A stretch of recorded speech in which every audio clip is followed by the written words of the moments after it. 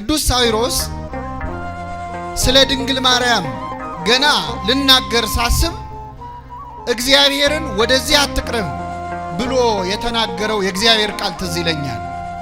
ወደዚያች እሳት ወደ ነደደባት ዛፍ ለመጠጋት እግዚአብሔር ሙሴን ጫማህን አውልቅ ካለው እኔ የኃጢአቴን ጫማ ሳላወልቅ የመለኮትን እሳት ስለተሸከመችው ስለ ድንግል ማርያም እንዴት ልናገር እችላለሁ ይላል። ቅዱስ ሳዊሮስ ስለ ድንግል ማርያም መናገር የማይገባው ከሆነ ለኛ ለኃጢአተኞቹ አይገባም። ታዲያ አንዳንድ ሰው ስጋውን ቆርሶ ደሙን አፍሶ የሞተላችሁ ክርስቶስ ሆኖ ሳለ ለምንድነው ይህንን ያህል ቦታ ለድንግል ማርያም የምትሰጡት? እርግጥ ነው በደሙ በተደረገ ቤዛነት ያዳነን አምላካችን ኢየሱስ ክርስቶስ ነው። ድንግል ማርያም ግን ለእኛ መዳን ምን ያህል አስፈላጊ ነበረች? የመጀመሪያ ይህን እናያለን። ሁለተኛ አንዳንድ ሰዎች ደግሞ ድንግል ማርያምን ያከበሩ መስሏቸው ልትከበርስ ይገባታል፣ ምክንያቱም ምንም ቢሆን እኮ የወለደችው አምላክን ነው የሚሉ ሰዎች አሉ። እኛ አምላክን መውለዷ ላይ ተቃውሞ የለንም፣ ግን ምንም ቢሆን የሚለውን ቃል አንወደውም። እንደው ልናስተውለው የሚገባው ምእመናን ድንግል ማርያምን እንዲህ እንድናከብራት ምክንያት የሆነን ቅድስና ያገኘችው አምላክን ከወለደች በኋላ እኮ አይደለም። ቅድስት የሆነችው አምላክን በመውለዷ ሳይሆን አምላክን ለመውለድ የበቃችው ምን ሆና ስለተገኘች ነው። ክብር ምስጋና ይድረሳት እመቤታችን። እግዚአብሔር አብ አለ በሰማይ ሆኖ ተመለከተ፣ ተነፈሰ፣ አሻተተም እንዳንቺ ያለ አላገኘም፣ ያንቺን መዓዛ ወደደ፣ የሚወደውን ልጁን ወደ አንቺ ሰደደ ላከ ይላል። ለአንዱ በድንግልና ጸንቶ የመኖር ጸጋ አለው፣ ለአንዱ ደግሞ ወልዶ ከብዶ አባት እናት ሆኖ የመኖር ጸጋ ነው። የጸጋ ስጦታ ሁሉ ምን ያለ ነው? የተለያየ። ድንግል ማርያም ምን ይሆን ጸጋዋ? ምእመናን መጸለይ ይሆን? መፈወስ ይሆን? ቃሉን መናገር ይሆን? መስማት ይሆን? ድንግል መሆን ይሆን? መውለድ ይሆን? ምንድነው ጸጋዋ? ቅዱስ ገብርኤል ይሄ ነው ጸጋሽ አላላትም። ጸጋን ምን ያልሽ ወይ? እግዚአብሔር ለፍጡር ከሚሰጠው ጸጋ ከድንግል ማርያም ያስቀረባት አንድም ጸጋ ስለሌለ የጸጋው ማከማቻ ግምጃ ቤቱ እርሷ ስለሆነች ጸጋን የተሞላሽ ሆይ ምን ይበልሻል? ለነ ገብርኤል ከሰጠው ጸጋ በላይ ጸጋ ያላት ነው። ጸጋን የተሞላሽ ሆይ ምን ይበልሽ? ደስ ይበልሽ። አንዳንድ ሰዎች ስለ ድንግል ማርያም በመጽሐፍ ቅዱስ እኮ ብዙ አልተጻፈም፣ እናንተ ነው የምትናገሩት ብዙ ይላሉ። እውነት ለመናገር ብዙ ተጽፏል አይን ላለው ሰው። ግን እንበልና ምእመናን መጽሐፍ ቅዱስ ላይ ስለ ድንግል ማርያም የተጻፈው አንድ አረፍተ ነገር ብቻ ቢሆን ያም አረፍተ ነገር ክርስቶስን የወለደችው ማርያም የምትባል አንዲት ድንግል ናት ብቻ የሚል ቢሆን ኖሮ እሷን ለማክበር ይበቃናል አይበቃንም? እስቲ ምን ቢጻፍ አምላክን ወለደች ከሚል በላይ ምን ሊጻፍ ይችላል? 30 ቅኔ ቢቀኙ ሐዋርያቱ ነቢያቱ ተሰልፈው ወለደችው ከማለት በላይ ምንም ክብር የለም። ግን ይገርማል፣ በመጽሐፍ ቅዱስ ድንግል ማርያም ያደረገችው ብቻ አይደለም ያሰበችው ሳይቀር ተጽፏል። ይህ እንዴት ያለ ሰላምታ ነው ብላ ምን አለች? አሰበች። ማርያምም ይህን ነገር ሁሉ በልቧ እያሰበች ተጠብቀው ነበር። ወንጌላውያኑ ሐሳቧን ከጻፉ ታዲያ እኛ ታምሯን ብንጽፍ የሚከለክለናል? ሐሳቧ ድረስ ገብተው ጽፈዋል፣ መንፈስ ቅዱስ ገልጦላቸው። መልአኩም እንዲህ አላት፣ ማርያም ሆይ አትፍሪ፣ በእግዚአብሔር ፊት ሞገስን አግኝተሻልና አላት። ምእመናን እመቤታችን ክብርን ሞገስን ያገኘችው በማን ፊት ነው? አንዳንድ ሰዎች እናንተ ኦርቶዶክሳውያን የድንግል ማርያምን ክብሯን አብዝታችሁታል ይላሉ። ክብሯን ያበዛው ማን ነው? ፀሐይ ብንሞቃትም ባንሞቃትም ሙቀቱ አይቀንስም። ድንግል ማርያምንም ብናከብራትም ባናከብራትም ማናክብሯታል? ስሟ የተመሰገነ ይሁን እመቤታችን። ክርስቶስን ያህል ልጅ ያላት ድንግል ማርያም ሌላ ወልዳለች ማለት አልበቃ ብሎ ነው እሱ። ሌላ ምን የሚያስጨምር ነገር አለ? ግን እውነት እመቤታችን እንኳን አንዳንድ ሰው እንደሚለው ተራ ሰው ለመውለድ ብላ ድንግልናዋን ልታጣ ይቅርና አምላክንም ትወልጃለች ስትባል የድንግልናዬስ ነገር ብላ ጠይቃለች። በጭንቁ ሰዓት ክርስቶስ ከእናቱ እቅፍ ያሳለፈው። እኛ ዛሬ ሲጨንቀን የጭንቅ አማላጇ ስንል ሞኝነት የሚመስለው ሰው አለ። ክርስቶስ በጨነቀው ሰዓት ከሄሮድስ ሲሸሽ ያሳለፈው በማን እቅፍ ነበረ? እንግዲህ ክርስቲያኖች ነን፣ እሱ ሲያደርግ ያየነውን ሁሉ እናደርጋለን። እኛም ሲጨንቀን ወደ እመቤታችን እንጠጋለን። ሃይማኖቱን እንቶ እንደ እናት ምን ይሰማታል እመቤታችን? ሰው ናት ይሉን የለ? አሁን ሰው ናት። እንደ ሰው ምን ይሰማታል? እንደ እናት ምን ይሰማታል? ለእኛ አምላካችን ነው፣ ለሷ ግን አምላኳ ብቻ ሳይሆን ምኗም ነው ልጇም። አንዳንድ ሰዎች ብዙ ቦታ የለችም ድንግል ማርያም ቤተልሔም ላይ አለች፣ ከዛ ቀራንዮ አለች፣ ሌላ ቦታ የለችም። ድሮ የት ልትኖር ልትፈልጋል? ከነዚህ ከሁለት ቦታ እስቲ የበለጠ ቦታ ካለ ንገረኝና ላሳይ። ሰው እንደ ቅዱስ ጊዮርጊስ ሰማዕት መሆን ይችላል። እንደና አቡነ ተክለ ሃይማኖት ጻድቅ መሆን ይችላል። እንደ መላእክት ንጹህ መሆን ይችላል። ድንግል ማርያምን መሆንስ አይችልም። ጠበሉ እንዴት ያድናል? እምነቱ እንዴት ያድናል? ውሃ አይደል አፈር አይደል ካሏችሁ አትጨናነቁ ምእመናን። ለእግዚአብሔር የሚሳነው የለም በሉ። እንዲህ ብላችኋቸው ክርክር ከቀጠሉ በእግዚአብሔር አምኑ እነዚህ ሰዎች። ስለዚህ ጊዜ እንዳታጠፉ። ተመልከቱ፣ የድንግል ምስጋና ገብርኤል ጀመረው፣ ኤልሳቤጥ ተቀብላ ደገመችው። የማኅፀንሽን ፍሬ ምን ያለ ነው? የተባረቀ ነው። እመቤታችን ደግሞ በአንዱ መልአክ በገብርኤልና በአንዷ ሴት በኤልሳቤጥ ብቻ ተመስግኜ አልቀርም አለች። እነሆ ከዛሬ ጀምሮ ትውልድ ሁሉ ብፅዕት ይሉኛል፣ ያመሰግኑኛል። ከዚህ ትውልድ አንድ ሰው ቢያመሰግናት ራሱ ይበቃል አይበቃም? እኛን ከሚያመሰግኗት ያደረገን አምላክ ስሙ የተመሰገነ ይሁን። ከሚያመሰግኗት ትውልድ ወወልድ ወመንፈስ ቅዱስ አሐዱ አምላክ አሜን። ብፁዕ አባታችን አቡነ ጴጥሮስ በኢትዮጵያ ኦርቶዶክስ ተዋሕዶ ቤተክርስቲያን በሰሜን አሜሪካ የኒውዮርክና አካባቢዋ ሀገረ ስብከት ሊቀ ጳጳስ፣ ክቡር አባታችን የዚህ ታላቅ ደብር አስተዳዳሪ፣ ክቡራን አበው ሊቃውንተ ቤተክርስቲያን፣ መነኮሳት፣ መምህራን፣ ሁላችሁም አባቶች፣ እናቶች፣ ወንድሞች፣ እህቶች እንዲሁም ሕፃናት በእግዚአብሔር ሰላምታ እንደምናመሻችሁ።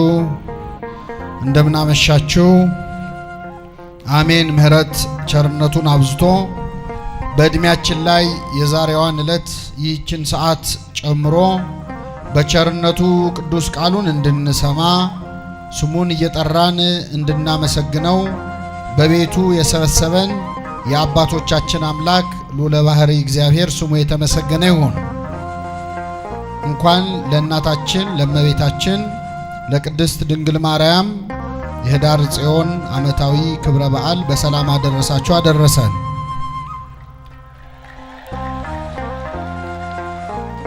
በሚኖረን ቀሪ ጊዜ ብፁዕ አባታችን ቀደም ብለው እጅግ ዘመኑን የዋጀ አሁን ላለንበት አስጨናቂ ዘመን የሚመጥን ትምህርትም ስብከትም አስተምረውናልና በስብከት ላይ ስብከት እንዳይሆን በሚኖረን ቀሪ ጊዜ ደግሞ ስለ እመቤታችን እንማራለን። በዛሬው ዕለት ስለምናስባት ስለ ወላዲተ አምላክ፣ ስለ ሐዲስ ኪዳኗ ታቦት፣ ስለ ድንግል ማርያም የሉቃስ ወንጌል ምዕራፍ 1 ከቁጥር 38ን መነሻ አድርገን እንማራለን።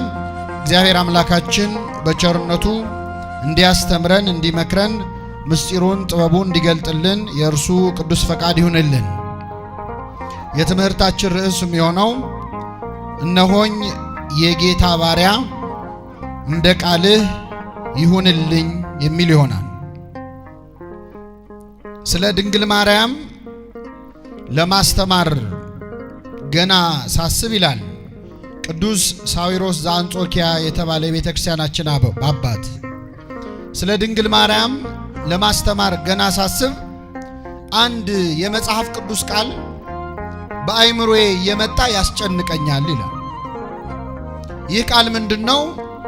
ሙሴ በሲና ተራራ ላይ በጎች እየጠበቀ ሳለ አንድ ታላቅ ራእይ ተመልክቶ ነበር። በዛፍ ላይ እሳት ሲነድ እሳቱ ዛፏን ሳያቃጥላት ዛፏም ደግሞ እሳቱን ሳታጠፋው ተመልክቶ ነበር። ይህን ባየ ጊዜ እንዴት አንድ ዛፍ ላይ እሳት ነዶበት ላይቃጠል ይችላል? ይህንንማ ማየት አለብኝ ብሎ ሙሴ ወደ ዛፉ አቅጣጫ ሲቀርብ ከዛፉ አቅጣጫ እጅግ የሚያስፈራ ድምፅ ተሰማ። ሙሴ ሙሴ ሆይ ወደዚህ አትቅረብ፣ የቆምክባት ስፍራ የተቀደሰች ናትና በመጀመሪያ ጫማህን ከእግርህ ምን በል አውልቅ አሉ። ቅዱስ ሳዊሮስ ስለ ድንግል ማርያም ገና ልናገር ሳስብ እግዚአብሔርን ወደዚህ አትቅረብ ብሎ የተናገረው የእግዚአብሔር ቃል ትዝ ይለኛል። ወደዚያች እሳት ወደ ነደደባት ዛፍ ለመጠጋት እግዚአብሔር ሙሴን ጫማህን አውልቅ ካለው እኔ የኃጢአቴን ጫማ ሳላወልቅ የመለኮትን እሳት ስለተሸከመችው ስለ ድንግል ማርያም እንዴት ልናገር እችላለሁ ይላል። ቅዱስ ሳዊሮስ ስለ ድንግል ማርያም መናገር የማይገባው ከሆነ ለኛ ለኃጢአተኞቹ አይገባል። አባቶቻችን ስለ እርሷ መናገር የሚቻለው እንደምን ያለ አንደበት ነው፣ አስቦትስ ሊደርስበት የሚችለው እንደምን ያለ ሕሊና ነው። ነገር ግን ከምስጋናዋ የሚቻለንን ያህል ልነግራችኋለን ይላሉ። ስለዚህ የሚቻለንን ያህል እንማራለን። እግዚአብሔር አምላካችን በቸርነቱ እንዲያስተምረን እንዲመክረን ቅዱስ ፈቃድ ይሁንልን።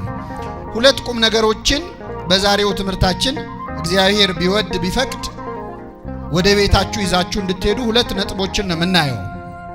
የመጀመሪያው ምዕመናን ሁላችንን በመስቀል ላይ ስጋውን ቆርሶ ደሙን አፍሶ ሞቶ ተሰቅሎ ያዳነን ማን ነው? እግዚአብሔር ነው፣ ኢየሱስ ክርስቶስ ነው። በደሙ በተደረገ ቤዛነት ሁላችንን ያዳነን መድኃኔ ዓለም የዓለም መድኃኒት ብለን የምንጠራው አምላካችን ኢየሱስ ክርስቶስ ነው። ታዲያ አንዳንድ ሰው ስጋውን ቆርሶ ደሙን አፍሶ የሞተላችሁ ክርስቶስ ሆኖ ሳለ ለምንድን ነው ይህንን ያህል ቦታ ለድንግል ማርያም የምትሰጡት? በዓል ቢከበር በእመቤታችን ስም ሲከበር፣ ዝማሬ ስለ ድንግል ማርያም ሲዘመር ሲያይ አንዳንድ ሰው ትንሽ አልበዛም ወይ? ጥሩ ነው፣ ግን ትንሽ አልበዛም ወይ? የሞተላችሁ የተሰቀለላችሁ ክርስቶስ መሆኑን መዘንጋት አይሆንም ወይ የሚል ከውጭም ከውስጥም ጥያቄ የሚፈጠርበት ሰው አይጠፋም። ስለዚህ የመጀመሪያው ምዕመናን እርግጥ ነው በደሙ በተደረገ ቤዛነት ያዳነን አምላካችን ኢየሱስ ክርስቶስ ነው። ድንግል ማርያም ግን ለእኛ መዳን ምን ያህል አስፈላጊ ነበረች? በእኛ መዳን ውስጥ የድንግል ማርያም መኖሯ ምን ይጠቅም ነበር? የመጀመሪያ ይህን እናያለን። ሁለተኛ አንዳንድ ሰዎች ደግሞ ድንግል ማርያምን ያከበሩ መስሏቸው ልትከበርስ ይገባታል፣ ምክንያቱም ምንም ቢሆን እኮ የወለደችው አምላክን ነው የሚሉ ሰዎች አሉ። ከኔ ጋር ናችሁ ምዕመናን? እኛ አምላክን መውለዷ ላይ ተቃውሞ የለንም፣ ግን ምንም ቢሆን የሚለውን ቃል አንወደውም። አባቶቻችን ምሳሌ ሲመስሉ ምን ይላሉ? ጦጣ አንድ ቀን ድንገት ከዛፍ ላይ ትወጣለች እና ድንገት ጅብ ይመጣባታል። እንደምታውቁት ጦጣና ጅብ አይዋደዱም። ግን ብልጥ ለመሆን ፈለገና ጅቡ ነይ ውረጂ አልበላሽም አላት።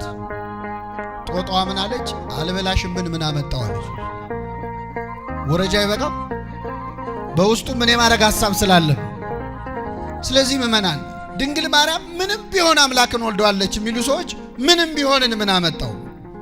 እንደዚያ ከሆነ በጣም እንደው ልናስተውለው የሚገባው ምዕመናን ድንግል ማርያምን እንዲህ እንድናከብራት ምክንያት የሆነን ቅድስና ያገኘችው አምላክን ከወለደች በኋላ እኮ አይደለም። ቅድስት የሆነችው አምላክን በመውለዷ ሳይሆን አምላክን ለመውለድ የበቃችው ምን ሆና ስለተገኘች ነው። ክብር ምስጋና ይድረሳት እመቤታችን። እግዚአብሔር አብ አለ በሰማይ ሆኖ ተመለከተ፣ ተነፈሰ፣ አሻተተም እንዳንቺ ያለ አላገኘም፣ ያንቺን መዓዛ ወደደ፣ የሚወደውን ልጁን ወደ አንቺ ሰደደ ላከ ይላል። እግዚአብሔር ሌሎች ላይ ያላገኘው ንጽህና፣ ሌሎች ላይ ያላገኘው ትህትና፣ ቅድስና ድንግል ማርያም ላይ ተገኝቷል። ምንድነው እግዚአብሔርን ከሌሎች አንስተ ዓለም ሁሉ መርጦ ከእርሷ እንዲወለድ ያደረገው የሚሉትን ሁለት ቁም ነገሮች እግዚአብሔር በወደደ እንማራለን። እግዚአብሔር በቸርነቱ እንዲያስተምረን ቅዱስ ፈቃዱ ይሁንልን። ስለ ድንግል ማርያም ከእውቀት የተነሳ ልንማር አንችልም። ቅዱስ ያዕቆብ ዘስሩግ የተባለ አባት ድንግል ማርያምን የተሰጣትን ክብር መግለጥ ማለት ይላል፣ አንድ ሰዓሊ ፀሐይን ለመሳል ቢፈልግ ከነ ብርሃኗና ከነ ሙቀቷ መሳል ይችላል? አይችልም። የፈለገ ጎበዝ ሰዓሊ ቢሆን ከነ ብርሃኗ ካመጣት ቀልጦ ይሞታል፣ አይችልም ራሱ። ስለዚህ ፀሐይን መሳል ይቻላል፣ ከነ ብርሃኗ ግን መሳል አይቻልም። ስለ ድንግል ማርያምም መናገር ይቻላል፣ በተሰጣት ክብር መጠን ግን መግለጥ አይቻልም። እግዚአብሔር እንደወደደው እንማራለን። እግዚአብሔር በቸርነቱ እንዲያስተምረን ቅዱስ ፈቃዱ ይሁንልን። የመጀመሪያው ምእመናን ድንግል ማርያም በእኛ መዳን ውስጥ ያላትን ድርሻ እዚሁ የሉቃስ ወንጌል ምዕራፍ 1 ላይ እናገኘዋለን። ከዚያ በፊት አንድ ጥያቄ ልጠይቃችሁ። ድንግል ማርያም አምላክን ከመጽነሷ በፊት እንደምትጸንሰው ቀድሞ ተነግሯታል ወይስ ጽንሱን አይታን ያወቀችው? አቤት ማን የነገራት? አባ ጊዮርጊስ ዘጋስጫ የተባለው ሊቅ በመጽሐፈ ምስጢሩ አስቀድሞ ባይነግራት ኖሮ ትታወክ ነበረ። በዚያ ላይ ነጻ ፈቃዷን መጠበቅ አለበት። ስለዚህ እግዚአብሔር ዝም ብሎ አይደለም የተጸነሰው። በስድስተኛው ወር መልአኩ ገብርኤል ናዝሬት ገሊላ ወደምትባል ከተማ ዮሴፍ ለሚባል ሰው ወደ ታጨች ወደ አንዲት ድንግል ከእግዚአብሔር ዘንድ ተላከ ይላል። ከማን ዘንድ? የድንግሊቱም ስም ማርያም ነበረ ይላል። የድንግሊቱ ስም ማን ነበረ? ብሉይና ሐዲስ ይነጋገራሉ። ነቢየ እግዚአብሔር ኢሳይያስ እነሆ ድንግል ትጸንሳለች ወንድ ልጅም ትወልዳለች ብሎ ነበር። ቅዱስ ሉቃስ ተቀበለውና የድንግሊቱም ስም ማን ነበር አለ? ያቺ ትጸንሳለች የተባለችው ድንግል ስሟ ማርያም ነበረ። መልአኩ መጥቶ ወደ እመቤታችን በፊቷ ቆመ። መልአኩም ወደ እርሷ ገብቶ እንዲህ አላት፣ ደስ ይበልሽ ጸጋ የሞላብሽ ሆይ ጌታ ከአንቺ ጋር ነው። አንቺ ከሴቶች ተለይተሽ ምን ያልሽ ነሽ? የተባረክሽ ነሽ። ልብ አድርጉ። ገብርኤልን የላከው ማን ነው? ምእመናን፣ ገብርኤል የሚናገረው ማን ተናገር ብሎ የላከውን ነው። ስለዚህ ምእመናን የድንግል ማርያም ምስጋና ገብርኤል ይናገረው እንጂ ከፍጡራን የመጣ አይደለም፣ ከእግዚአብሔር የመጣ ነው። ከበላይ እንደተላከ እኮ እንደ ባለስልጣን በቁጣ በኃይለ ቃል አይደለም የተናገረው። ወደ ጉዳዩም አልገባም ቅዱስ ገብርኤል። ገናናው መልአክ ቅዱስ ገብርኤል በ15 ዓመቷ ብላቴና በድንግል ማርያም ፊት ቅዱስ ገብርኤልን እኮ እናውቀዋለን። መላእክት ቀደምት ከዋነኞቹ አለቆች አንዱ ገብርኤል የባቢሎንን እሳት ያልፈራው ያ እሳታዊው መልአክ ቅዱስ ገብርኤል በድንግል ማርያም ፊት አደግድጎ ቆሞ ጸጋን የተሞላሽ ሆይ ምን ይበልሽ አላት? ደስ ይበልሽ አላት። ጌታ ካንቺ ጋር ነው። አንቺ ከሴቶች ተለይተሽ ምን ያልሽ ነሽ? ይህንን ምስጋና አቀረበላት ለእመቤታችን። የሚገርመው እዚያው ምዕራፍ ላይ ቅዱስ ገብርኤል ወደ ዘካርያስ ሄዶ ስለ መጥምቁ ዮሐንስ መወለድ ነግሮት ነበር። ግን ሲነግረው ምንድነው ያለው? ዘካርያስ ሆይ ጸሎትህ ተሰምቶልሃልና አትፍራ ነው ያለው። ምንህ ተሰምቶልሃል? ጸሎት። ለምን? ዘካርያስ ብዙ ዓመት እግዚአብሔርን ልጅ ስጠኝ ብሎ ለምኖ ነበር። ያ የጸለይከው ጸሎት የለመንከው ልመና በእግዚአብሔር ዘንድ ደርሷል፣ ሰምቶሃል አለው። ድንግል ማርያምን ግን ጸሎትሽ ተሰምቶልሻልና ደስ ይበልሽ አላላት። ምክንያቱም እመቤታችን አንድም ቀን አምላክን ለመውለድ ጸልያ አታውቅም፣ አስባውም አታውቅም፣ በልቧም የለም እንዲህ ያለ ነገር። ስለዚህ የምስጋና ቃል አቀረበላት። ጸጋን የተሞላሽ ሆይ ምን ይበልሻል? ምን የተሞላሽ ሆይ። አቤት ምንድነው ጸጋ መሞላት? ቅዱስ ገብርኤል ምንድን ሁሌ ስለምንለው እውነት ሲደጋገም ኃይሉን እያጣ ይመጣል ይባል። አንዳንድ ቃል ስንደጋግመው ተራ ቃል ይመስለናል። ጸጋን የተሞላሽ ሆይ ደስ ይበልሽ። መጽሐፍ ቅዱስ ስለ ጸጋ ምን ይላል? የጸጋ ስጦታ ልዩ ልዩ ነው፣ መንፈስ ቅዱስ ግን አንድ ነው ይላል። የየሰው ጸጋው የተለያየ ነው። ለአንዱ የመፈወጥ ጸጋ ይሰጠዋል፣ ለአንዱ የመጸለይ ጸጋ ይሰጠዋል፣ ለአንዱ የመማር፣ ለአንዱ የማስተማር፣ ለአንዱ የመተርጎም የማራቀቅ፣ ለአንዱ የዜማ ጸጋ አለው፣ ለአንዱ በድንግልና ጸንቶ የመኖር ጸጋ አለው፣ ለአንዱ ደግሞ ወልዶ ከብዶ አባት እናት ሆኖ የመኖር ጸጋ አለው። የጸጋ ስጦታ ሁሉ ምን ያለ ነው? የተለያየ ነው። ድንግል ማርያም ምን ይሆን ጸጋዋ? ምእመናን መጸለይ ይሆን? መፈወስ ይሆን? ቃሉን መናገር ይሆን? መስማት ይሆን? ድንግል መሆን ይሆን? መውለድ ይሆን? ምንድነው ጸጋዋ?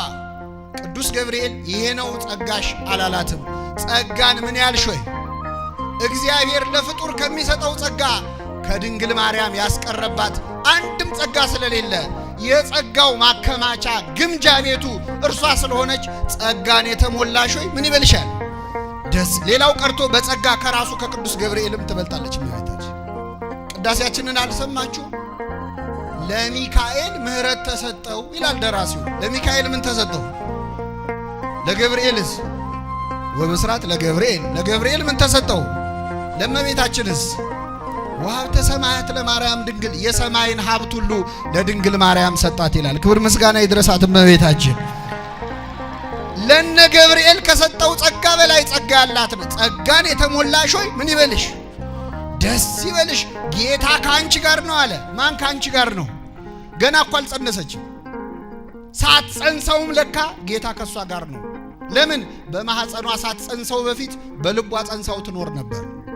በህሊናዋ ጸንሳው ትኖር ነበር። ከቃሉ ከጸሎት ከመንፈሳዊ ሕይወት ተለይታ አታውቅም። ስለዚህ በልብሽ የጸነሽውን አምላክሽን ከአንቺ ጋር ያለውን አምላክሽን ደግሞ በማህፀንሽ ትጸንሸዋለሽ ሊላት ነው የቆመው። ስለዚህ አንቺ የተባረክሽ ነሽ ከሴቶች ሁሉ ተለይተሽ አላት። ይህን ምስጋና ሲያቀርብላት እርሷም ባየችው ጊዜ ከንግግሩ የተነሳ በጣም ደነገጠች። ይህ እንዴት ያለ ሰላምታ ነው ብላ አሰበች ይላል። ልብ አድርጉ፣ ያለ ዋጋ የተጻፈ ቃል የለም በመጽሐፍ ቅዱስ። እርሷም ባየችው ጊዜ ከንግግሩ የተነሳ በጣም ደነገጠች። መላእክትን ያዩ ሰዎችን እኮ እናውቃለን እኛ ምን እንደሚሆን። ይኸው መልአክ ቅዱስ ገብርኤል ትንቢተ ዳንኤል ላይ ስንሄድ ነቢዩ ዳንኤልን ሊያናግረው መጣ። ወደ ነቢዩ ዳንኤል በመጣ ጊዜ ቅዱስ ገብርኤል ዳንኤል መልአኩን ባየው ጊዜ ፈራው፣ ደነገጥሁ፣ ራሴን ስቼ ወደቅሁ፣ እንደ ሞተ ሰው ሆንኩ ይላል። መልአኩም አይዞ አትፍራ ብሎ አስነሳኝ፣ እየተንቀጠቀጥኩኝ ቆምኩ ይላል። ቅዱስ ገብርኤልን ያየ ዳንኤል ራሱን ስቶ ወደቀ ነው የሚለው። ማርያምም ገብርኤልን ባየች ጊዜ ራሷን ስታ ወደቀች የሚል አነበብን። እርሷን ባየችው ጊዜ ከምኑ የተነሳ ደነገጠች? ካነጋገሩ። ያስደነገጣት መልአኩ ነው? ቃሉ ነው? ቃሉ ነው። ለምን እመቤታችን መላእክትን አይታ ልደነግጥ አትችልም? ለምን? አቅፈው ደግፈው በክንፋቸው ያሳደጓት እነማን ናቸው? ቅዱሳን መላእክት ናቸው። እንደ ወት ቅዱስ ያሬድ አስተርአያ መልአክ ዘይኮነ ከመቀዲሙ፣ እንደ ወትሮ ያልሆነ መልአክ ታያት ይላል። ወትሮ ከምታውቀው ከፋኑኤል ሌላ ነው ያየችው ገብርኤልን። ስለዚህ መልአክ አያስደነግጣትም። የቃሉን አነጋገር አይታ ደነገጠች። ይህ እንዴት ያለ ሰላምታ ነው ብላ አሰበች ይላል። ተናገረች አይደለም። ምን አለች? አሰበች። እግዚአብሔር ያሳያችሁ። አንዳንድ ሰዎች ስለ ድንግል ማርያም በመጽሐፍ ቅዱስ እኮ ብዙ አልተጻፈም፣ እናንተ ነው የምትናገሩት ብዙ ይላሉ። እውነት ለመናገር ብዙ ተጽፏል አይን ላለው ሰው። ግን እንበልና ምእመናን መጽሐፍ ቅዱስ ላይ ስለ ድንግል ማርያም የተጻፈው አንድ አረፍተ ነገር ብቻ ቢሆን ያም አረፍተ ነገር ክርስቶስን የወለደችው ማርያም የምትባል አንዲት ድንግል ናት ብቻ የሚል ቢሆን ኖሮ እሷን ለማክበር ይበቃናል አይበቃንም? እስቲ ምን ቢጻፍ አምላክን ወለደች ከሚል በላይ ምን ሊጻፍ ይችላል? 30 ቅኔ ቢቀኙ ሐዋርያቱ ነቢያቱ ተሰልፈው ወለደችው ከማለት በላይ ምንም ክብር የለም። ግን ይገርማል፣ በመጽሐፍ ቅዱስ ድንግል ማርያም ያደረገችው ብቻ አይደለም ያሰበችው ሳይቀር ተጽፏል። ሐሳቧ ሳይቀር ተጽፏል። ይህ እንዴት ያለ ሰላምታ ነው ብላ ምን አለች? አሰበች። አንዴ እንዳይመስላችሁ ቅዱስ ሉቃስ እዚሁ የሉቃስ ወንጌል ላይ 2 ቦታ ጽፎታል። ማርያምም ይህን ነገር ሁሉ በልቧ እያሰበች ትጠብቀው ነበር። ወንጌላውያኑ ሐሳቧን ከጻፉ ታዲያ እኛ ታምሯን ብንጽፍ የሚከለክለናል? የለም። ሐሳቧ ድረስ ገብተው ጽፈዋል፣ መንፈስ ቅዱስ ገልጦላቸው። ይህ እንዴት ያለ ሰላምታ ነው ብላ አሰበች ይላል። እንዴት አይነት በእውነት የእመቤታችንን ነገር እናደንቃለን። መልአክን ያህል ነገር መጥቶ አንቺ ከሴቶች ተለይተሽ የተባረክሽ ነሽ ሲላት እንዴት ያለ ሰላምታ ነው አለች። አሁን እኛ ብንሆን ምእመናን መልአኩን ተዉት፣ እንኳን መልአክ አንድ ሰው መጥቶ አንተ እኮ በጣም የተባረክ ነህ፣ አንቺ እኮ የተባረክሽ ነሽ፣ ጥሩ ሰው ነህ፣ ደግ ነህ ቢለን ምንድነው? አይ አይገባኝም እሱስ አይደለሁም ብላችሁ ትንሽ አትግደረደሩ? እንግደረደራለን ላይ በሆዳችን ደግሞ አነሰ እንላለን። እንደው ካመሰገነኛ አይቀር ትንሽ ቢጨምርበት አትሉ? ላዩን ምስጋና ማንሻ እንመስላለን፣ ውስጣችን ምስጋና ይፈልጋል። እውነተኛ እንደውም ትሁት የሚባለው ምስጋና ሲያመሰግኑት የሚከላከል አይደለም። ሌሎች ሲነቅፉት መታገስ የሚችል ነው። ቅዱስ ዮሐንስ አፈወርቅ ትሁት ኃጢአተኛ ነኝ ማለት ትህትና አይደለም ይላል። አሁን አንድ ሰው እዚህ ቆሞ እኔ ኃጢአተኛ ነኝ እኔ የረከስኩ ነኝ ቢል ወይ እንዴት ያለ ትሁት ነው እንላለን። ግን እዚህ ኃጢአተኛ ነኝ ርኩስ ነኝ ያለውን ውጭ ጠብቃችሁ አንተ ርኩስ ና ብትሉት አቤት ይላል። እጁን ይሰበስባል ይጣላ። ትህትና የአፍ ነዋ የልብ አይደለም። የልቡና ትህትና ያድለን እና እመቤታችን እንዴት ያለ ሰላምታ ነው! እንዲህ ያለውን የምስጋና እጅ መንሻ እንደምን እቀበለዋለሁ አለች። ትህትናዋ የውስጥ ነበረ፣ እንደ ልጇ ማለት ነው። የድንግል ማርያም መልኳ የአምላክን መልክ ይመስላል። የድንግል ማርያም ሐሳቧ እንደ አምላክ ሐሳብ ነው ይላሉ አባቶቻችን። እሱ ሲያመሰግኑት እንዴት ያለ ምስጋና ነው ብሎ ከአንዱ ከእግዚአብሔር በቀር ቸር የለም እንዳለ እናቱም ይህ እንዴት ያለ ሰላምታ ነው ብላ አሰበች። መልአኩም እንዲህ አላት፣ ማርያም ሆይ አትፍሪ፣ በእግዚአብሔር ፊት ሞገስን አግኝተሻልና አላት። በማን ፊት? ምእመናን፣ እመቤታችን ክብርን ሞገስን ያገኘችው በማን ፊት ነው? አንዳንድ ሰዎች እናንተ ኦርቶዶክሳውያን የድንግል ማርያምን ክብሯን አብዝታችሁታል ይላሉ። ክብሯን ያበዛው ማን ነው? እኛ ልንጨምረው እንችላለን? አንችልም። ፀሐይ ብንሞቃትም ባንሞቃትም ሙቀቱ አይቀንስም። ድንግል ማርያምንም ብናከብራትም ባናከብራትም ማናከብሯታል? ስሟ የተመሰገነ ይሁን እመቤታችን። አትፍሪ አለ። የኔ የመልአኩ ምስጋና ነው የሚደንቅሽ፣ የኔ የገብርኤል ሰላምታ ነው የሚገርምሽ። በእግዚአብሔር ፊት ሞገስ እኮ አግኝተሻል። የኔን ተይው፣ የኔን ደስ ይበልሽ ማለት ከሆነ ያሳሰበሽ፣ እግዚአብሔርም እኮ ሞገስ ሰጥቶሻል፣ ባለሟልነትን አግኝተሻል። እነሆ ትጸንሻለሽ፣ ወንድ ልጅም ትወልጃለሽ፣ ስሙንም ኢየሱስ ትይዋለሽ። ኢየሱስ የሚለውን ስም ጥዑም የሆነውን ስም ለዓለም ይዞ የመጣው ሰባኪ ወንጌል መጋቤ ሐዲስ ቅዱስ ገብርኤል። አንዳንድ ሰዎች ኢየሱስ የሚለውን ስም ካለማወቅ ይመስላቸዋል። እኛ እነ ቅዱስ ገብርኤል አሁን የገብርኤል በዓል ስናከብር አንዳንድ ሰዎች እንዴት ኢየሱስን ትተህ ገብርኤል ታከብራለህ? ደግሞ ለገብርኤል ኢየሱስን ሊያስተዋውቁት ነው። ለዓለም ኢየሱስ የሚለውን ስም ያመጣው ማን ነው? ቅዱስ ገብርኤል ነው። ሰባኪ ወንጌል መጋቤ ሐዲስ ቅዱስ ገብርኤል። ስሙንም ኢየሱስ ትይዋለሽ። እንደውም አንድ ሰው ኢየሱስን ለማወቅ መጀመሪያ ገብርኤልን ማወቅ አለበት፣ አለዚያ ቤት በኩል አልፎ አገኘው ያስብላል። ስሙንም ኢየሱስ ትይዋለሽ፣ እርሱም ታላቅ ነው፣ የልዑል ልጅ ይባላል። ጌታ አምላክም የዳዊት የአባቱን ዙፋን ይሰጠዋል፣ በያዕቆብ ቤት ላይ ለዘላለሙ ይነግሳል፣ ለመንግስቱም ፍጻሜ የለውም ማለት። አሁን ልትናገር ነው። እስቲ ስሟት እመቤታችን። እስካሁን ዝም ብላ ነበር። ተናግራ የማታውቀው ድንግል በልቧ እንዴት ያለ ሰላምታ ነው ብላ አስባ ነበር።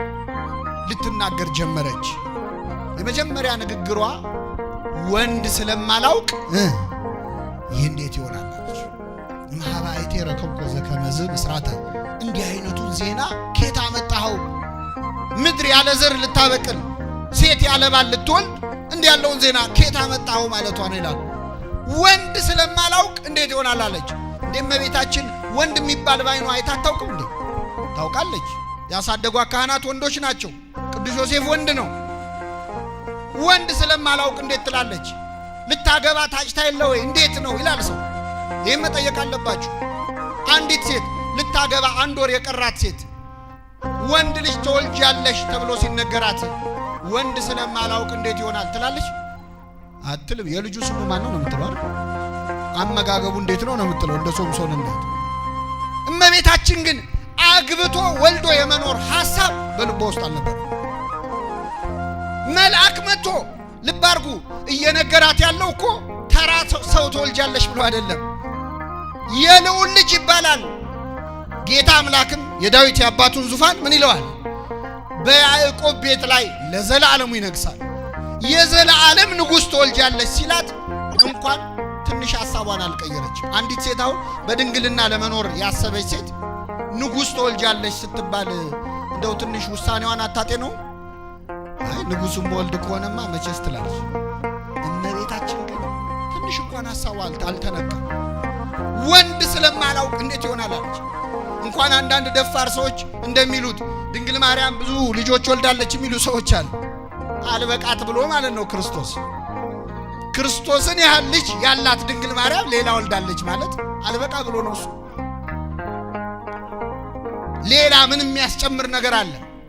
ግን እውነት እመቤታችን እንኳን አንዳንድ ሰው እንደሚለው ተራ ሰው ለመውለድ ብላ ድንግልናዋን ልታጣ ይቅርና አምላክንም ትወልጃለች ስትባል የድንግልናዬስ ነገር ብላ ጠይቃለች። ደስ የሚል ነገር ልነግራችሁ ነው። እሷ ሐሳቧ ድንግል ሆኖ መኖር ነው። እግዚአብሔር ሐሳቡ ከሷ መወለድ ነው። ሁለቱንም ፈጸመው። እሱም ከሷ ተወለደ፣ እሷም ለዘላለም ምን ሆና ኖረች? እግዚአብሔር የተመሰገነ ይሁን። በእውነት እናትም ድንግልም አደረጋት። ይቻላል አይቻል? እሱ አምላክም ሰውም ሆኖ የለ አብ የልጁ ምልክት አደረገች ይላል ቅዱስ ኤፍሬም ሶርያዊ። እሱ አምላክም ሰውም እንደሆነ እናቱን ድንግልም እናትም አደረጋት። ቅዱስ ገብርኤልን ጠየቀችው፣ ወንድ ስለማላውቅ እንዴት ይሆናል? ይሄ ጥያቄ እንዴት የበሰለ ጥያቄ ነው! እንዲህ መጠየቅ ባለመቻሏ እኮ ነው ሔዋን ከገነት ያስወጣችን ሁላችን።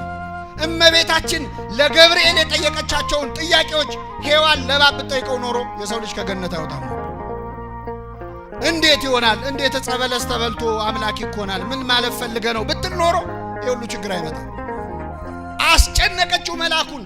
ርቱዐ ሃይማኖት የተባለው የቤተ ክርስቲያናችን ሊቅ ምን ይላል? ማርያም ሆይ አትፍሪ፣ ጠይቂው፣ በደንብ ጠይቂው ገብርኤልን። አንቺ ካልጠየቅሽው በኋላ ሰዎች እኛን በጥያቄ ያስጨንቁናል።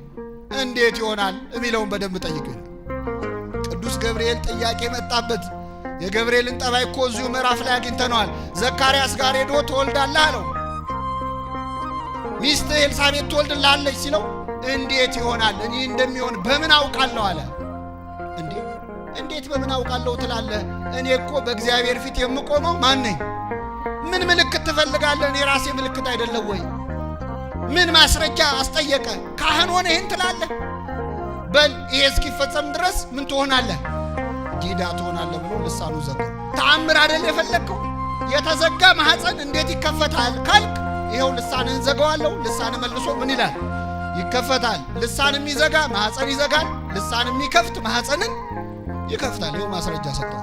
አንዳንድ ሰው ከእድሜው ጋር ማሄድ ነገር ሲናገር እንደው ዘላችሁ አፉን ያዙት አይላችሁ? እንደው በቃ ከሱም የማይጠበቅ ነው። ገብርኤል ግን ዘሎ አፉን መያዝ አያስፈልገውም። ልሳኑ ዘጋው ሰው። እመቤታችንን ግን እንዲህ ማድረግ አይችልም።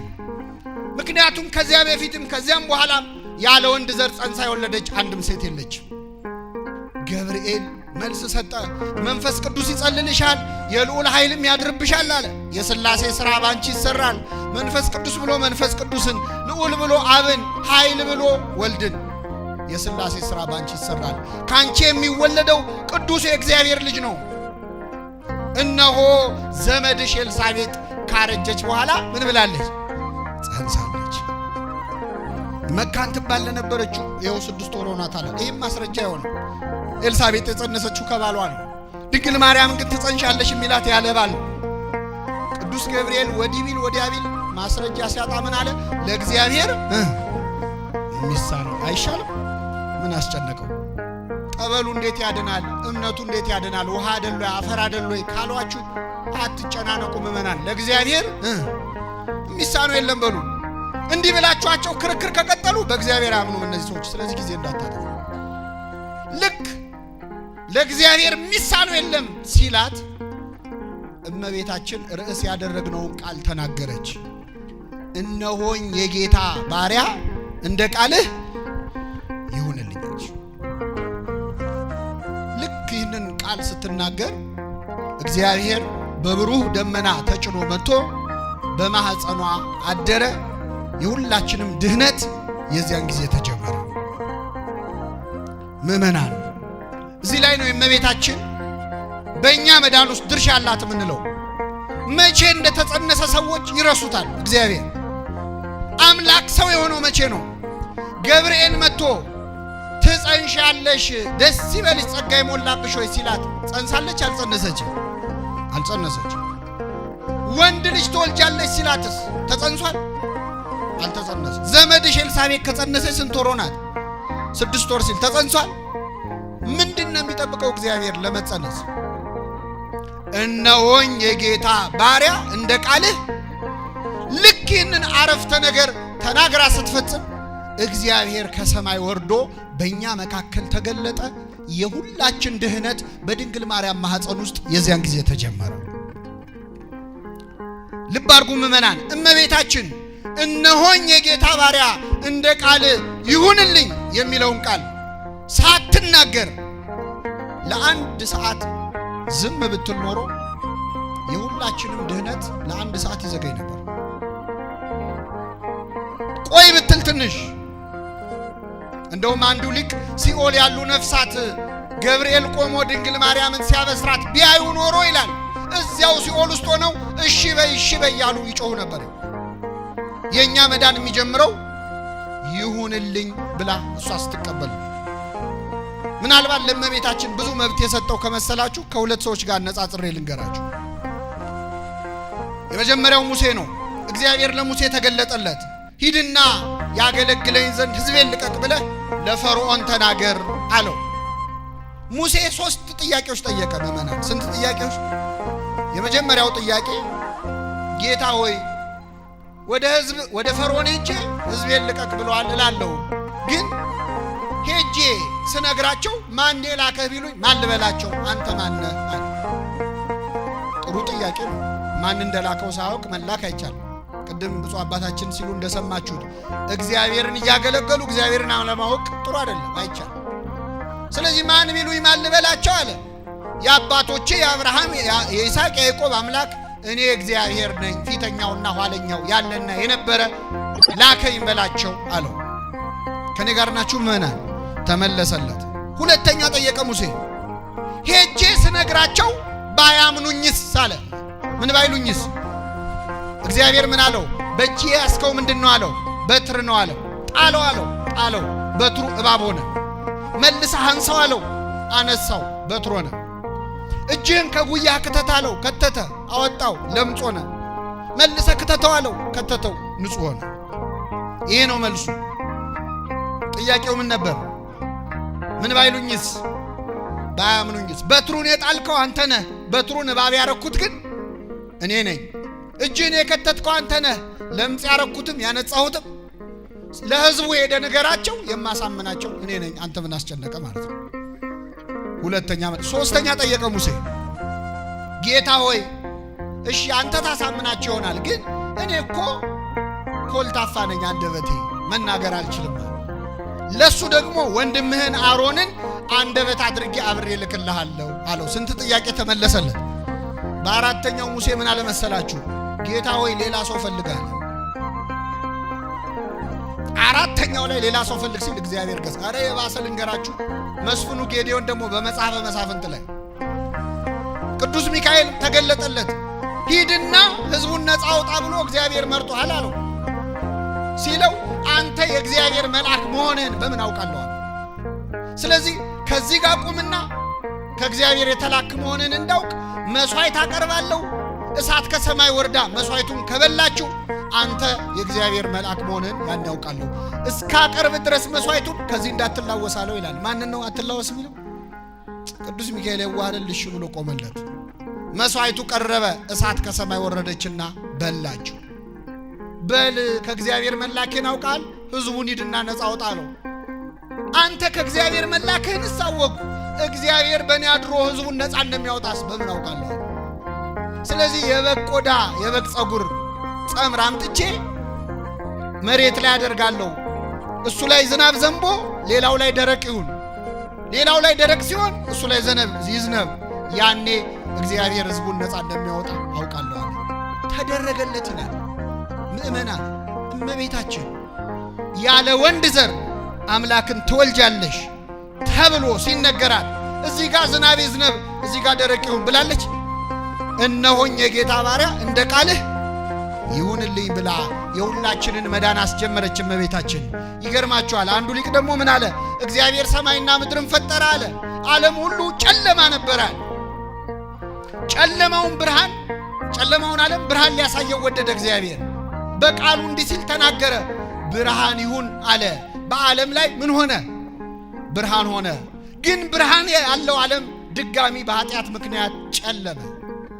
ኃጢአት አጨለመው ዓለምን። ስለዚህ ለጨለማው ዓለም ድጋሚ ብርሃን አስፈለገው።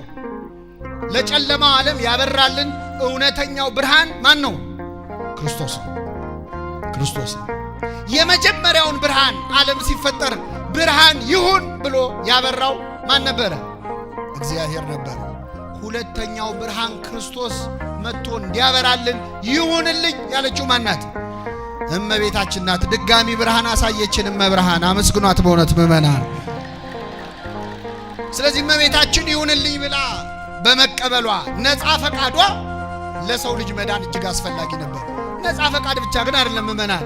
ክርስቶስን አቅፋ 3 ዓመት ከመንፈቅ በበረሃ ተሰዳለች። በሄሮድስ ሰይፍ እጅ ወድቆ የማዳን ስራውን ሳይፈጽም እንዳይቀር እሷ ልጅ ሆና ልጅ ታቅፋ መንገድ ባለመደ ጉልበቷ በግብፅ በረሃ ወጣለች ወርዳለች። በጭንቁ ሰዓት ክርስቶስ ከእናቱ እቅፍ ነው ያሳለፈው። እኛ ዛሬ ሲጨንቀን የጭንቅ አማላጇ ስንል ሞኝነት የሚመስለው ሰው አለ።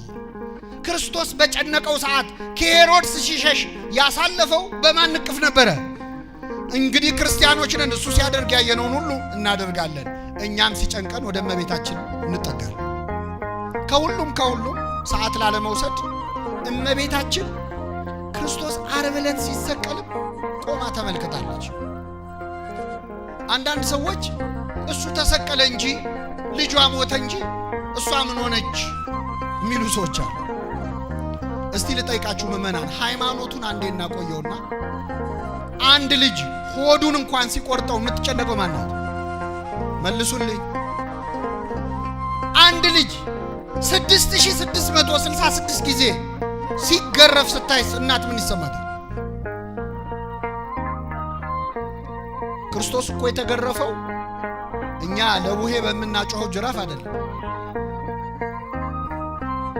የቤተ ክርስቲያን ታሪክ ጸሐፊዎች ጌታ የተገረፈበት መግረፊያ እላዩ ላይ ሚስማር ያለው የሾለ አጥንት ያለው ሰውነት ላይ ካረፈ በኋላ ስጋውን እየነጨ የሚነሳ መግረፊያ አጥንቱ እስከሚታይ ድረስ ሲገረፍ ድንግል ማርያም ቆማ ተመልክታለች።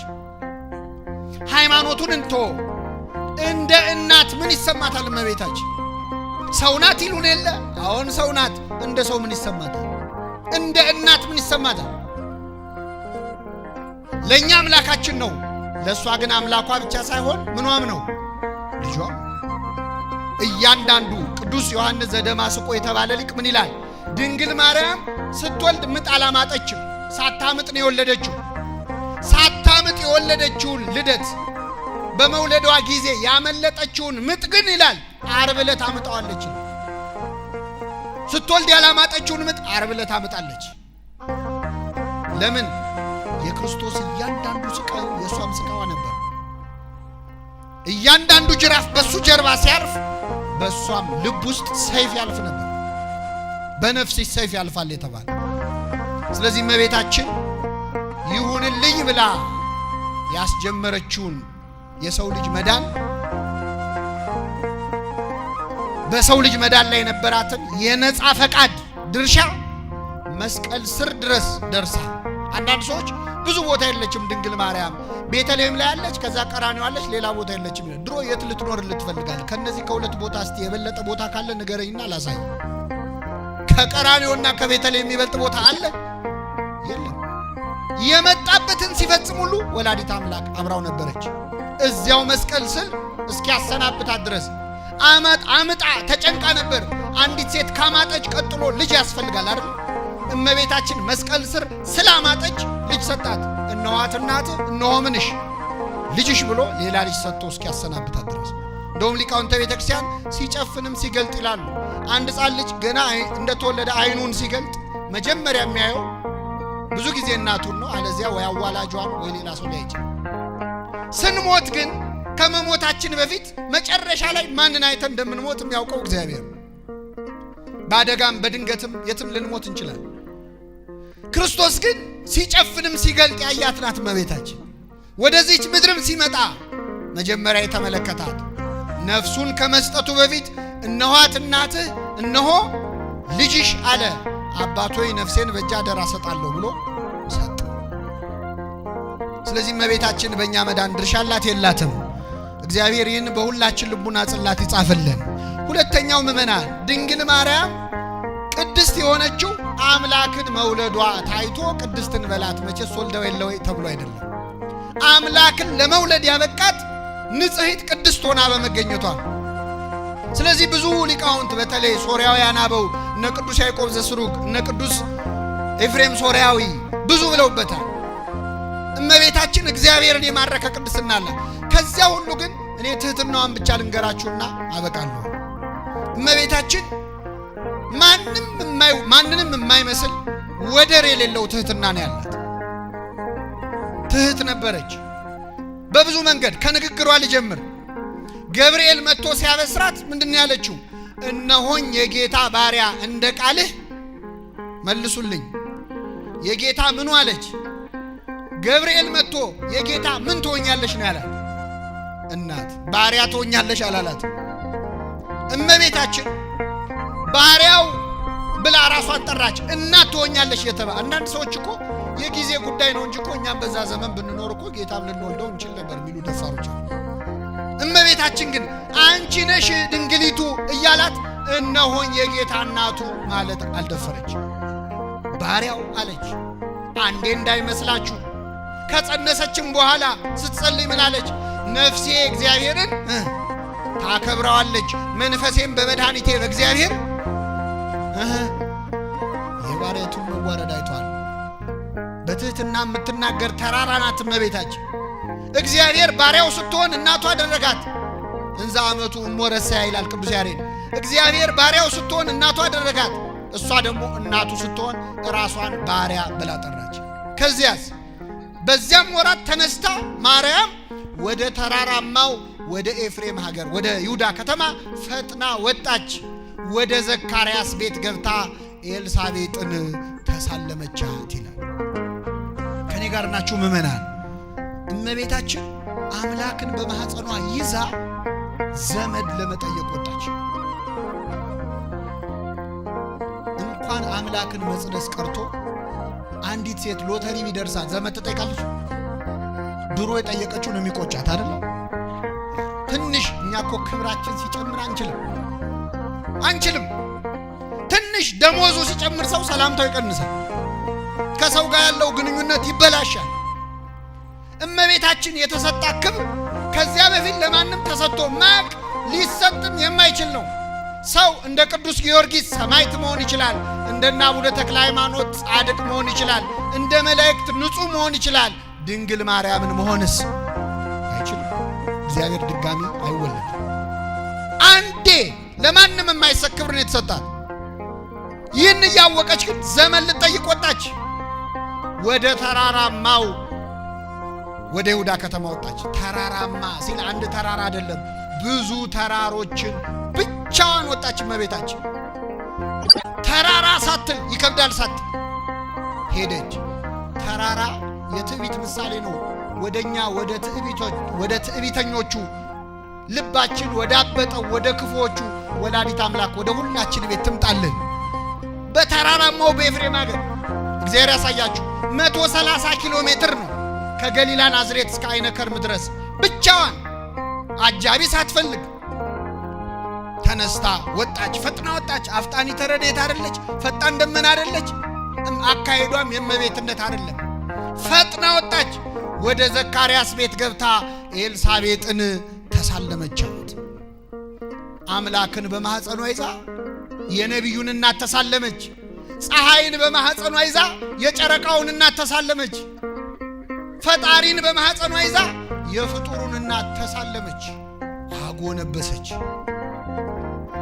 ኤልሳቤጥም ይላል የማርያምን ሰላምታ በሰማች ጊዜ መንፈስ ቅዱስ ሞላባት ይላል።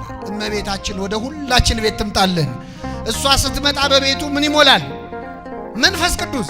እዚህ የምታዩዋቸው ብፁዕ አባታችን፣ እዚህ የምታዩዋቸው ካህናት መንፈስ ቅዱስን ሀብተ መንፈስ ቅዱስ የማደል ጸጋ አላቸው። ሊቃነ ጳጳሳቱ እጃቸውን ጭነው፣ ካህናቱ ሜሮን ቀብተው መንፈስ ቅዱስ ያሳድራሉ። ድንግል ማርያም ሜሮን ሳትቀባ እጇን ሳትጭን በሰላምታዋ ብቻ በኤልሳቤጥ ላይ ምን ሞላችባት? መንፈስ ቅዱስ። ወደ ሁላችን ሕይወት ትምጣልን እመቤታችን። አመስግኗት በእውነት። እሷ ስትመጣ መንፈስ ቅዱስ ይሞላል። ምን ብላ ይሆን? እንደው እንዴት አመሻችሁ ብላ ይሆን? እንዴት ዋላችሁ ብላ ይሆን? እንደው ድምጿን በሰማይ ለመስማት ያብቃል። ብቻ የሷ ድምፅ ሲሰማ ዮሐንስ ውስጥ ሆኖ ዘለለ። ኤልሳቤጥ መንፈስ ቅዱስ ሞላባት፣ በታላቅ ድምፅ ጮኸች ይላል።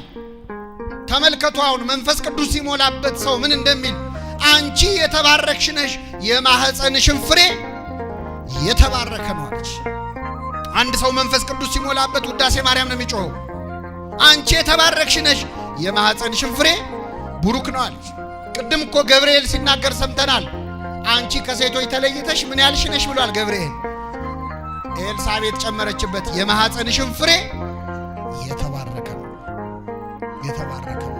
ተመልከቱ የድንግል ምስጋና ገብርኤል ጀመረው፣ ኤልሳቤጥ ተቀብላ ደገመችው። የማህፀንሽን ፍሬ ምን ያለ ነው? የተባረቀ ነው።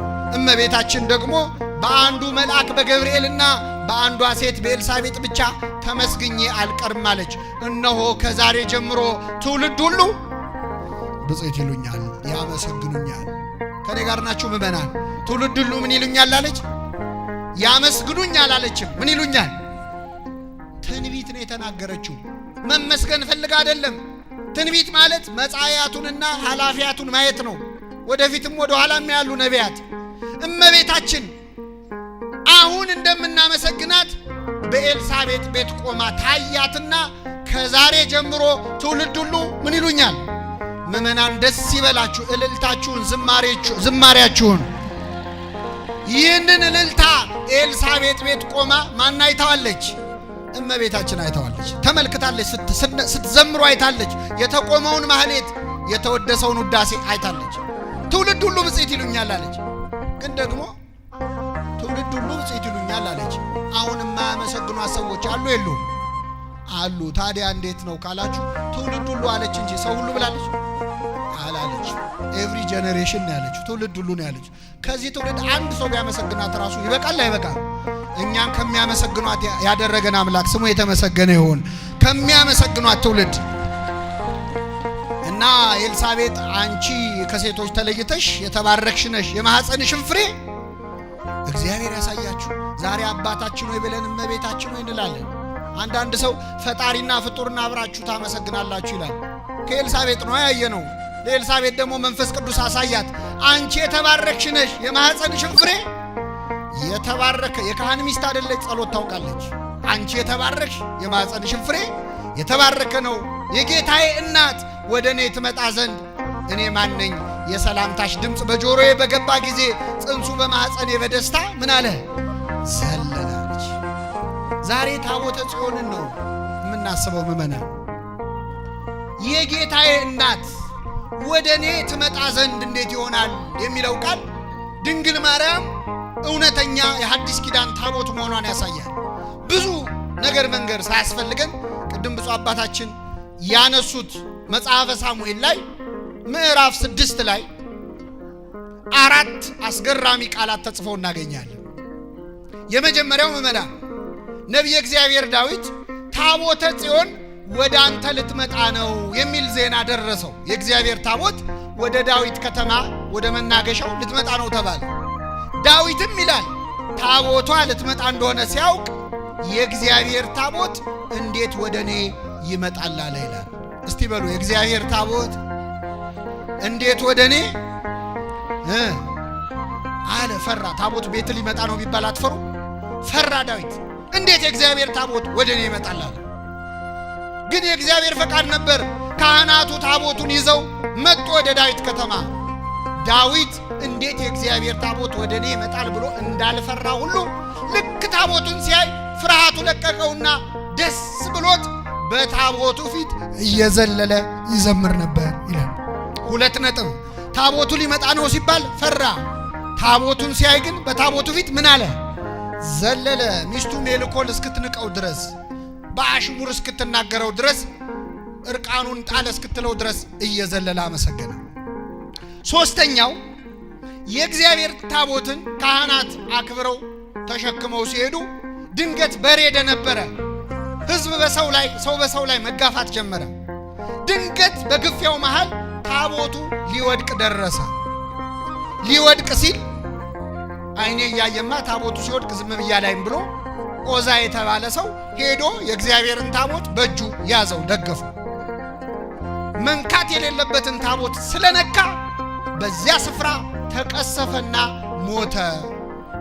የዚያም ስፍራ ስም የዖዛ ስብራት ተብሎ ተጠራ ይላል። እዚህ ላይ ምእመናን ይህ ሰውዬ ታቦቱን ሄዶ መንካቱ ታቦቱ እንዳይወድቅ ነው ያሰበው። ጥሩ ነው መጥፎ ነው? ጥሩ ነው።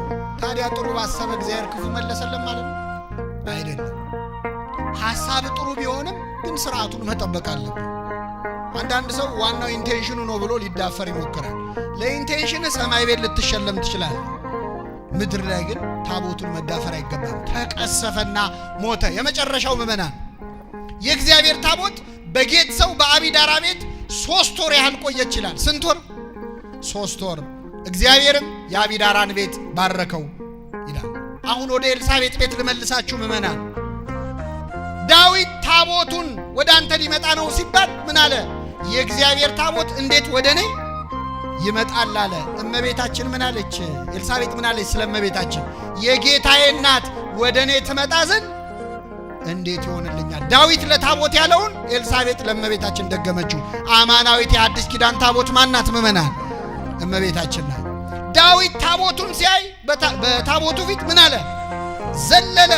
የሰላምታሽ ድምፅ በጆሮዬ በገባ ጊዜ ጽንሱ በማኅፀኔ በደስታ ዘለለ። ቅዱስ ያሬድ ሰገደ ብሎ ተርጉሞታል። ዮሐንስ ውስጥ ሆኖ ዘለለ። ቢወጣ ምን የሚል ይመስላችኋል? የጌታዬ እናት ወደ እኔ ትመጣ ዘንድ እንዴት ይሆንልኛል የሚል አይመስላችሁ? ብሏል። እናውቃለን። ጌታ ሊጠመቅ ወደ እሱ ሲመጣ አንተ እንዴት ልትጠመቅ ወደ እኔ ትመጣለህ? የወጣው በማን ነው ማለት ነው? በእናቱ። ለነገሩ በእናቱ ብቻ አይደለም፣ በአባቱም በእናቱም ነው የወጣው። ለምን? እናቱ ስትጸልይ ምን አለች? አንቺ የተባረክሽ ነሽ የማኅፀንሽን ፍሬ። አባቱ ዘካርያስ ደግሞ ልሳኑን ገብርኤል ዘግቶት የዮሐንስን ስም ልክ ሲጽፍ ልሳኑ ተፈታ። ዮሐንስ ድምፅ ነኝ ብሎ የለ የሚጮህ ሰው ድምፅ ነኝ ብሏል። ድምፅ ስታገኝ ይከፈትልሃል። ልክ ዮሐንስ ብሎ ሲጽፍ ልሳኑ ተከፈተለት። ሲከፈትለት ምን አለ? የእስራኤል አምላክ እግዚአብሔር የተባረከ ይሁን አለ። ምን ያለ ይሁን? ዮሐንስ ደግሞ ጌታን ሲያጠምቀው ወልዱ ለቡሩክ ከሳቴ ብርሃን ተሳሃለነ፣ ቡሩክ የቡሩክ ልጅ ብርሃንን የምትገልጥ አቤቱ ይቅር በለን አለ። የተባረከ ቤተሰብ ንግግሩ በረከት ነው። የሰላምታሽ ድምፅ በጆሮዬ በገባ ጊዜ ጽንሱ በማኅፀኔ በደስታ ዘለለ አለ። ሁለት ነገር ነግሬያችሁ ነው የማበቃው፣ ጨርሻለሁ። እናቶች እዚህ መካከል አላችሁ። አንዲት ሴት ሆዷ ውስጥ 6 ወር የሞላው ጽንስ ይዛ ጽንሱ ሲዘል ታውቃለች አታውቅም? አቤት ታውቃለች። ታዲያ ምንድነው እንደዚህ የምናዳንቅ?